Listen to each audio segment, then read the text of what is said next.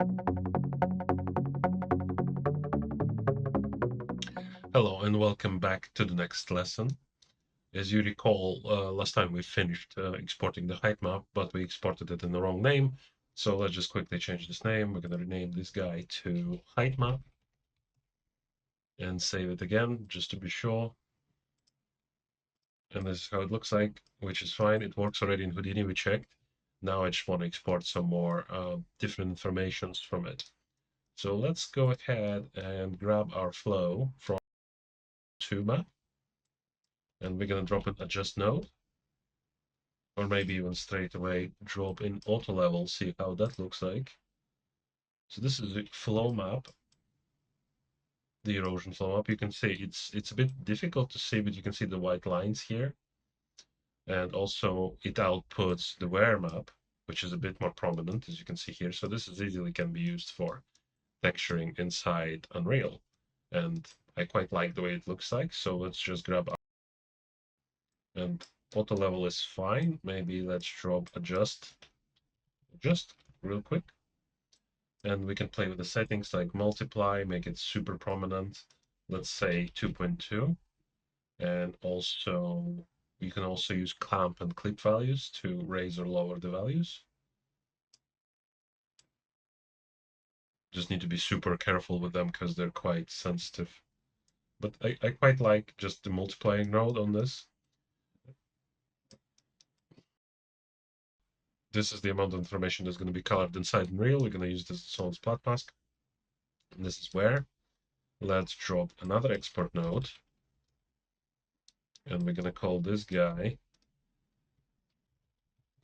where. Cool. Finally, we have deposits. So let's drop auto level on deposits. There's not much. Let's do adjust and multiply it by 2.2 again.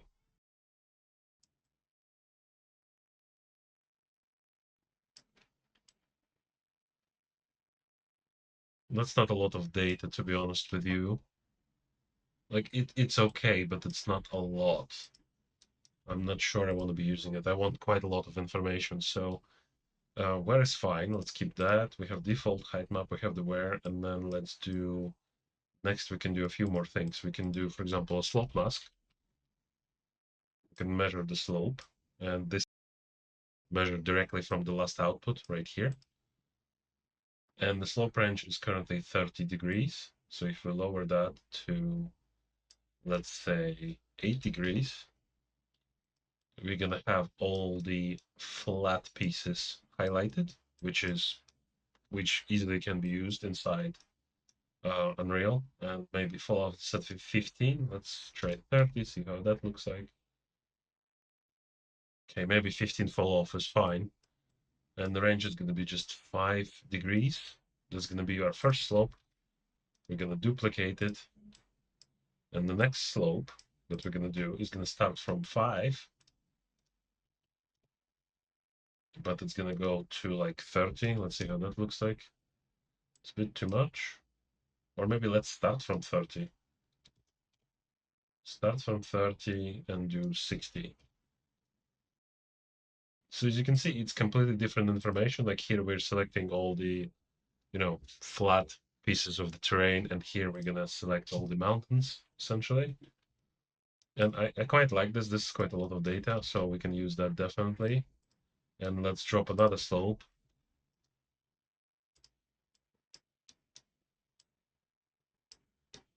Last slope, it's going to start from 60 and end at 90. See how that looks like. And those areas right here, like really sharp areas, like cliffs essentially, which is fine. Again, lots of data, lots to work with. Let's keep it. So we have the bottom ones. Maybe let's go range like 10 or maybe even 15. Yeah, okay, so this is cool. Flat areas 15 here.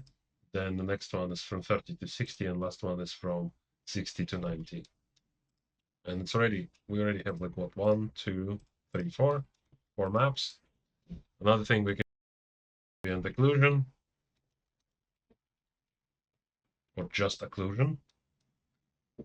can connect our output here.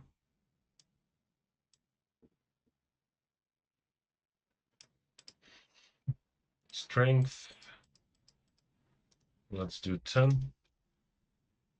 Octaves, see what 4 is going to do. It's a bit smoother. Okay, quite like 8. Let's go with 8.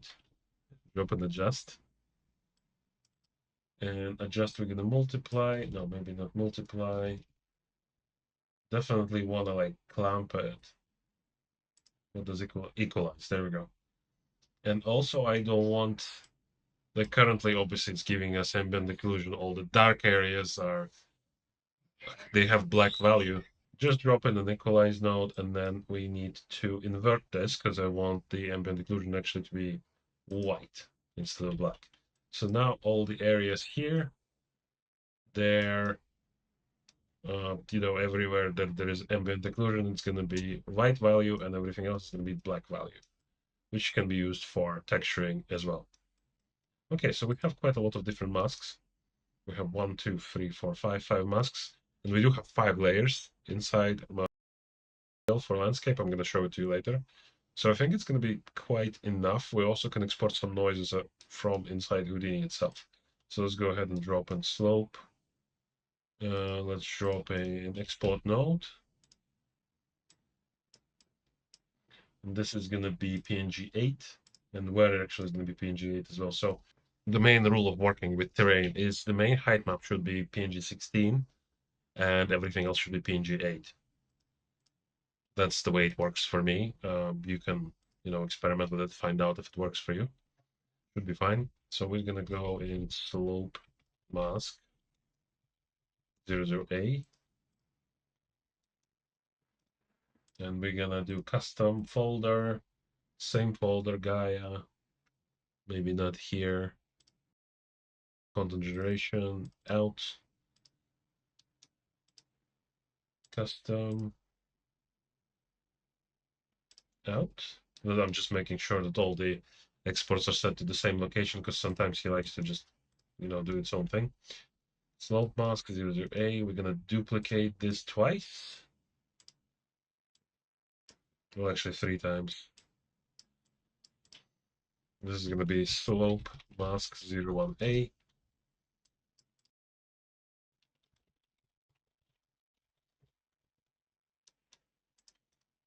And duplicate it one more time. This is gonna be occlusion mask. Okay, so now in total we have quite a lot of info to export and play around with. You can also do like very specific masks. I'm just going to show you. I'm not going to use it, but I'm going to show you what it does.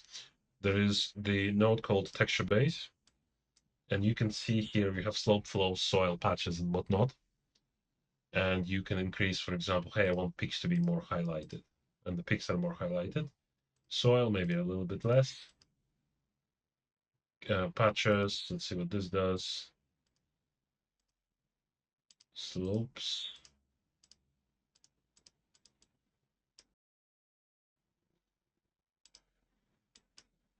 Or maybe you don't want peaks, you want just the slopes and the flows. The information that was output by erosion 2 node was not sufficient enough in my opinion, but this can generate really good flow maps. But we're making like a deserty kind of environment, so maybe flow, because there's not a lot of rivers in the desert, so this is typically used for rivers texturing, like where water was eroding stone, which is cool for some things, but not for our purpose right here.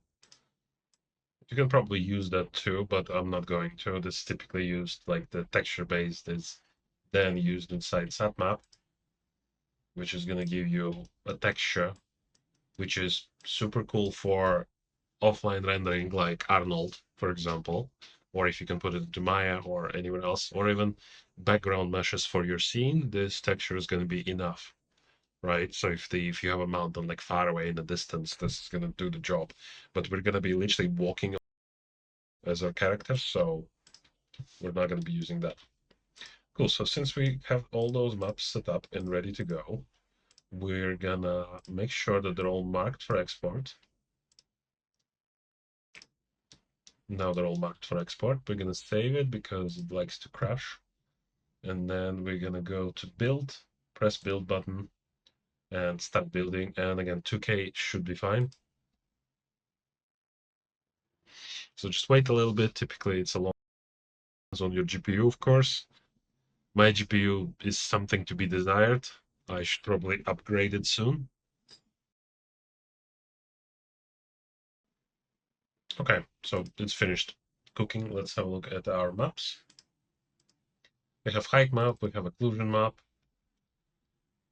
slope 1, 2, and 3, and finally we have wear. And it all looks great. It all looks perfect. We can always edit it inside Houdini, see how it looks like, and make sure they're not intersecting it too much, like maybe blur them a little. So let's have a look at this next. So if I close Gaia for now, or just put it down on my tray, we're gonna have to import it again. So we're already inside the landscape sub-object, if you will. So we're gonna go height field file. And by default, it gives you this nice butterfly. That's not what we want though. We're gonna find our height map, and we're gonna set the height scale to 256. See how this looks like. Maybe I want a little bit more elevation. Keep in mind your character is like here. Like this is already gonna feel like a hill. So 512 is probably gonna be too much. Yeah, I forgot one thing. Okay, that's fine. We can fix it right now and just re-export everything.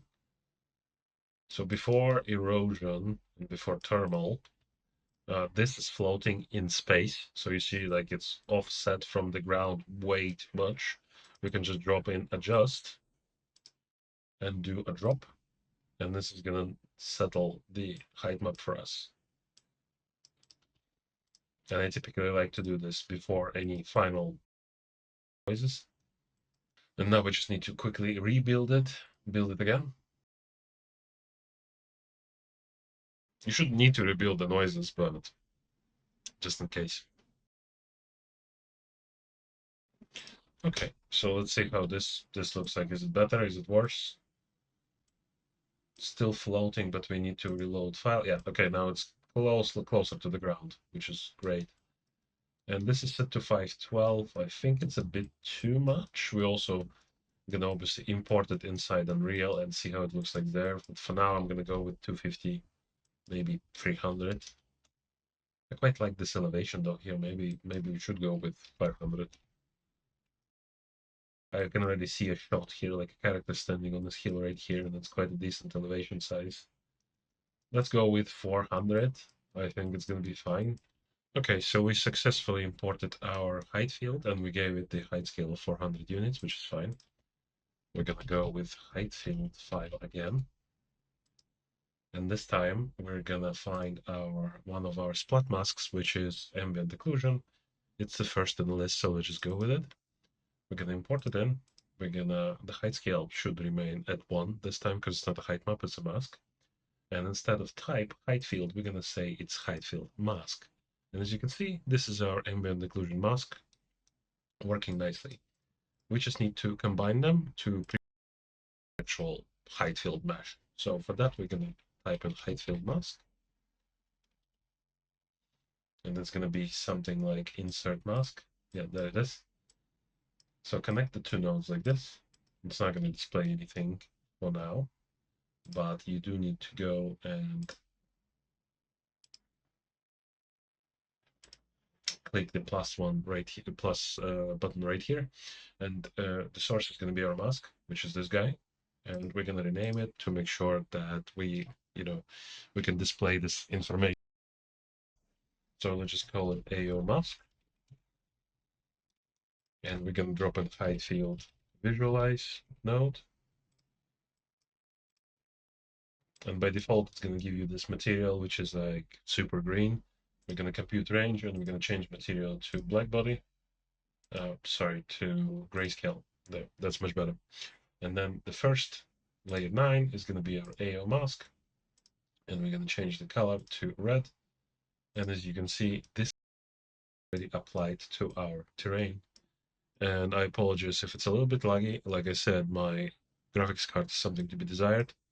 So this is how we can edit the mask now. We can just adjust this mask. and make sure it doesn't like intersect with anything and it's looking nicely. For now, I like it. Let's keep it. Let's drop our visualize node somewhere here and let's maybe give it a different icon just so we know that this is our main visualization node and also a different color. Let's give it red. So now that we have those two, I want to import. So let's create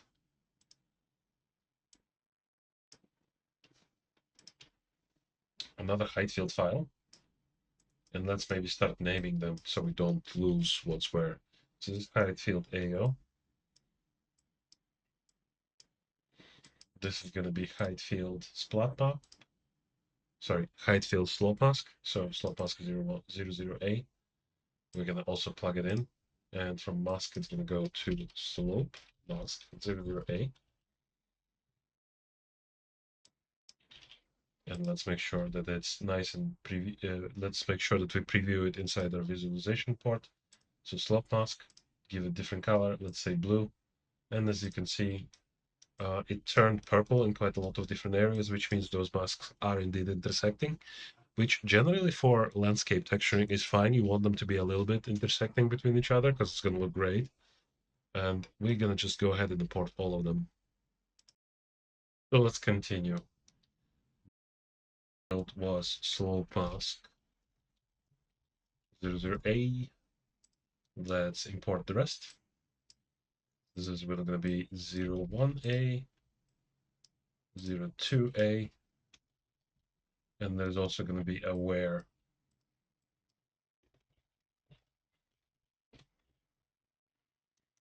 And let's make sure that we're all like, okay, so this is slope mask. We need slope mask 01. This guy is going to be slope mask 02. It's not a lot of information in here, but I think it's going to be fine. And then finally we have where. So let's just import the where. And all of our masks are now in, which leads to our main visualization node.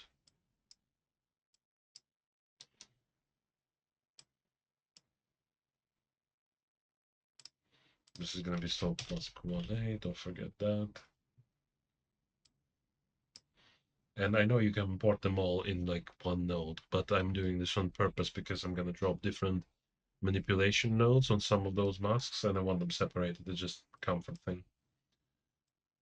Let's do 02A.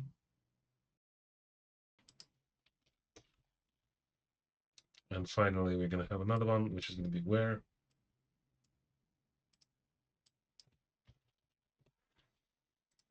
And let's just drop, if you click on, if you mouse click and hold Alt on the line, while you do so, it's going to give you this reroute node, which is super useful. Because now, instead of noodle mass, we have nice and organized graph. So connect all the outputs here. And now we can have slope mask 01. And I think we forgot about 02. No, we did connect it. I'm surprised he doesn't see it straight away. Just make sure they're all visible. Okay, slope mask 01. Let's go with green, for example.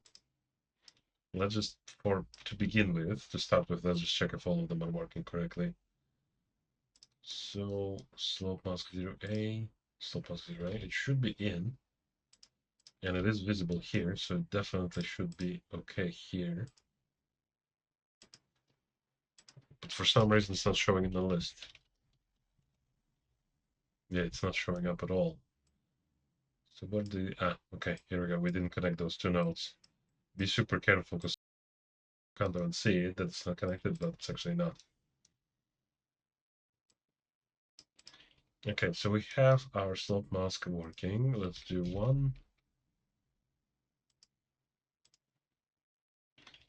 It didn't change much for some reason. 00A, 01A, that's all connected correctly.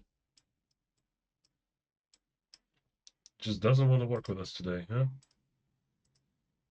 Okay, so 0. What about where? Oh, it's not changing any of them. So no, there it is. He did change it. It just viewport didn't update it for some reason. So where is working? 2A is all the cliffs. 01A is all the valleys. Well, no, actually all the hills, and 00A is all the valleys. Okay, here we go, it's all working. And finally, we have AO mask, which is basically everything, just like wherever the shadows should be. And now we can start manipulating those advantage. So by default, you can use them already as is. To be fair, it's just I want to adjust them slightly. So let's set them up first. So let's go to layer 1 and set it to be AO mask, and the color can be. There's only so many colors, to be fair. So let's just, I don't know, start with red. Cool.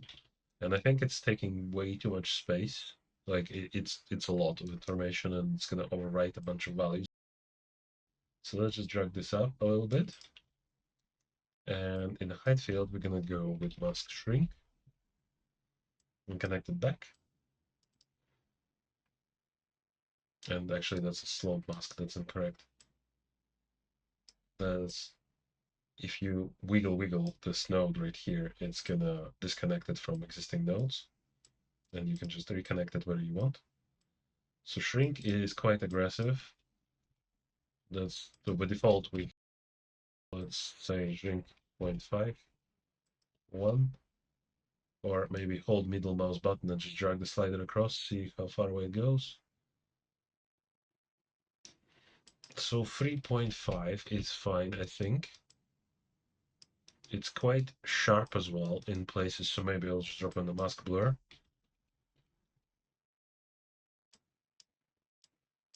And the mask blur can be like 1 or maybe 2, not too much. Okay, this is already considerably better than what it was. Like if I just skip those nodes, see how much information we removed? Like it's still there, it's just way less aggressive. Cool. So let's say we have this guy correctly set up. Let's go with slope mask 0A.